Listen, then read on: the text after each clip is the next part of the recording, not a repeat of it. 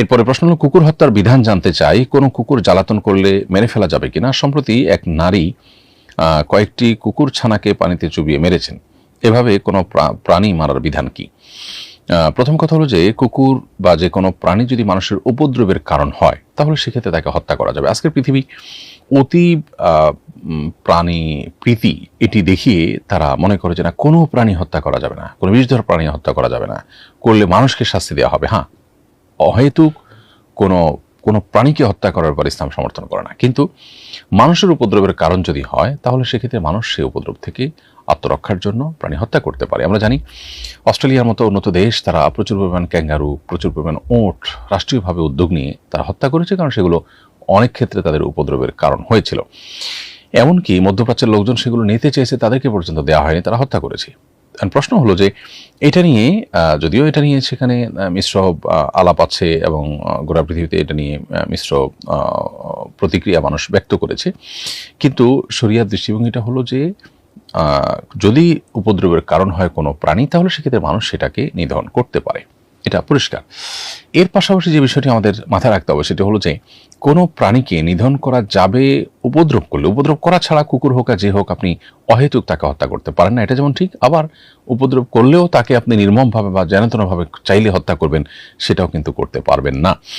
বিশেষ করে পানিতে চুবিয়ে মারা, এটা তো নির্মমভাবে হত্যা করা শামিল, বিধায় এভাবে কোনো প্রাণীকে হত্যা করার কোনো সুযোগ কিন্তু নেই।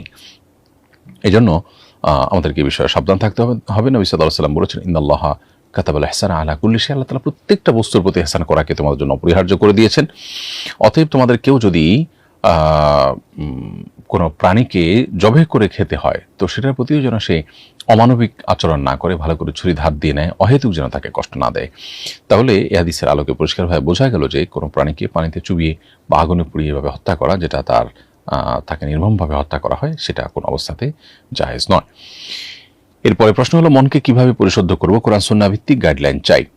মনকে পরিশুদ্ধ করবার জন্য প্রথমত মনের মধ্যে ঈমানের বীজ বপন করা, আল্লাহ তাআলার স্মরণ এটা মনের মধ্যে স্থাপন করা, এবং সেই সাথে মনটাকে পরিপূর্ণ আল্লাহর জন্য, আল্লাহর স্মরণের জন্য খালি করে নেওয়া, এটা হলো মনকে পরিশুদ্ধ করার প্রাথমিক উদ্যোগ।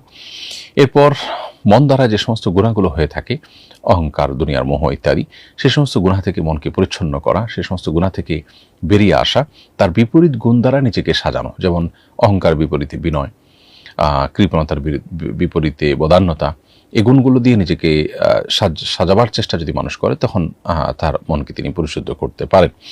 আল্লাহ তাআলা কোরআন কারীমে বলেছেন, ইয়াউমা লা ইয়ানফাউ মালুন ওয়ালা বানুন ইল্লা মান আতাল্লাহা বিকলবিন সালিম। সেদিন মানুষের কোনো সম্পদ, কোনো সন্তান সন্ততি কেউ মানুষের কোনো কাজে আসবে না, তবে কাউকে আল্লাহ তাআলা যদি সুস্থ সবল অন্তর দেন সেটা কিন্তু তার কাজে আসবে। এজন্য সুস্থ সবল এবং নিরাপদ অন্তর আল্লাহ তাআলার কাছ থেকে চেয়ে নেওয়া এবং নিজে এক্সারসাইজ করার মধ্য দিয়ে, অনুসরণ করার মধ্য দিয়ে, প্রচেষ্টার মধ্য দিয়ে সেরকম মন হাসিল করতে পারা, এটা হলো মানুষের জন্য পরম সৌভাগ্যের বিষয় এবং মানুষের জন্য সবচেয়ে গুরুত্বপূর্ণ বিষয়।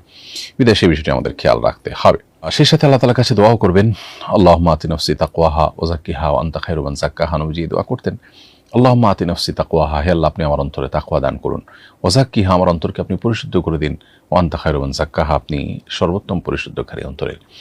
বিধায় আমরা অন্তরকে পরিশুদ্ধ করবার জন্য ঈমান এবং আল্লাহর বিশ্বাস, স্মরণ দিয়ে অন্তরকে যেমন সাজাবো, অন্তরের খারাপ যে গুণাবলী আছে, অন্তর দ্বারা কৃত অপরাধগুলো আছে, সেগুলোর বিপরীতে যে ভালো গুণগুলো আছে সেগুলো দিয়ে অন্তরকে সাজাবো এবং আল্লাহর কাছে দোয়া করব। এরকম ত্রিপাক্ষিক বা ত্রিমুখী প্রচেষ্টার মাধ্যমে আমরা আমাদের অন্তরকে পরিশুদ্ধ করতে পারি। সেই সাথে যারা নেককার, তাদের সাহচর্য, তাদের পরামর্শ, তাদের গাইডলাইন এবং তাদের পথনির্দেশ গ্রহণ করে আমরা আমাদের অন্তরকে পরিশুদ্ধ করতে পারি।